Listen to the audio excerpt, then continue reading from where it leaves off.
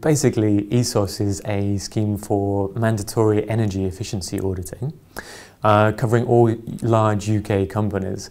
So this really includes any company with more than 250 UK-based employees, or it includes any UK-based company with an annual turnover greater than 50 million euros, and as well as a balance sheet greater than 43 million euros.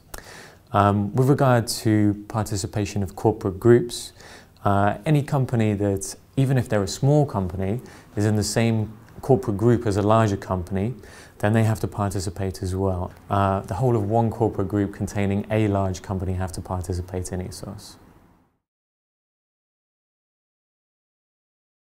So it covers all companies based in the UK, but the important thing here is that it is the transposition in the UK of the EU Energy Efficiency Directive Article 8.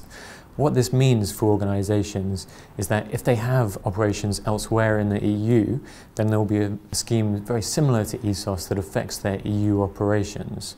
And this is something they really need to have a think about. Organisations have to measure energy use over a 12-month consecutive period. Now, this 12-month consecutive period has to overlap with the 31st of December 2014, which is obviously coming up very soon, and so companies should really be thinking about this now. Companies also need to think about appointing an ESOS lead assessor who has to oversee the assessment. Now, in October 2014, there were only 112 qualified UK assessors that we're going to be having to cover the 10,000 businesses included in the scope of ESOS. Now, this number is going to increase rapidly, but in order to ensure that organisations find a lead assessor, then this is something they should think about now. In order to fully comply with the scheme, the deadline for doing so and informing the Environment Agency of compliance is the 5th of December 2015. Firstly, as I've just mentioned, you need an ESOS lead assessor who's approved on an approved register to oversee the assessment. Firstly, you have to collect data over a 12-month consecutive period that includes energy use and use of energy for transport as well. You have to conduct energy efficiency auditing on 90% of that energy use. And those are the main things that you have to do to comply. You also have to present any recommendations from energy efficiency auditing to the board and have that signed off by at least one company director, and then notify the Environment Agency of compliance with the scheme by the 5th of December 2015.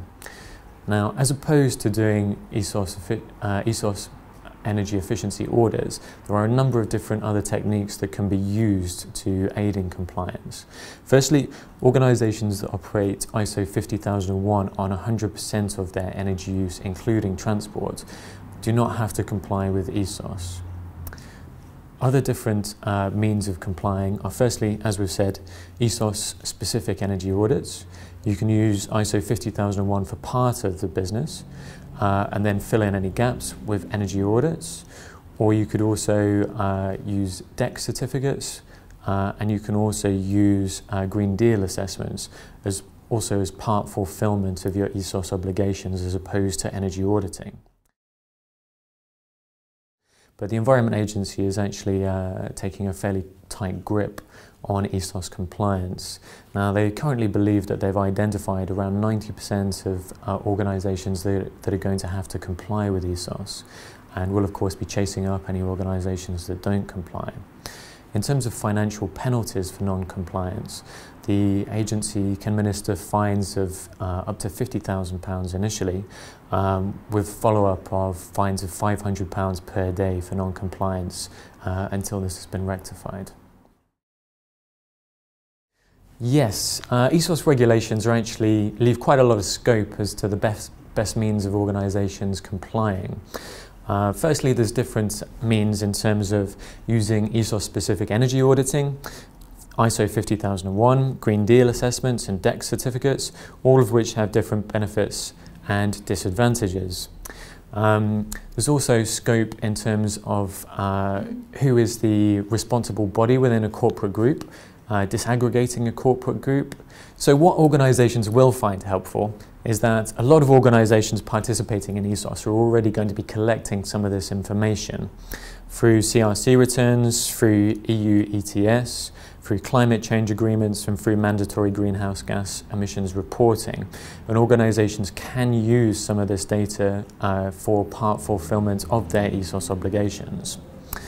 What might be handy for organisations as well in terms of reducing the cost of compliance is that not all premises have to have energy efficiency auditing done, and a sampling strategy can be produced in order to sample a lot less of the total property portfolio. Organisations may also find it helpful that it's variable role demanded of the lead assessor. So any organisations with internal expertise in energy efficiency auditing can do some of this work themselves and therefore reduce the external cost of consultancy. And lastly, I just wanted to point out that ESOS is going to be a cost to organisations, but it does yield potential significant benefits. And it's a really good opportunity to get some potentially great energy saving ideas seriously considered at board level. And it's going to be organisations that consider the opportunities that come with ESOS that are really going to get the most benefit from complying with these regulations.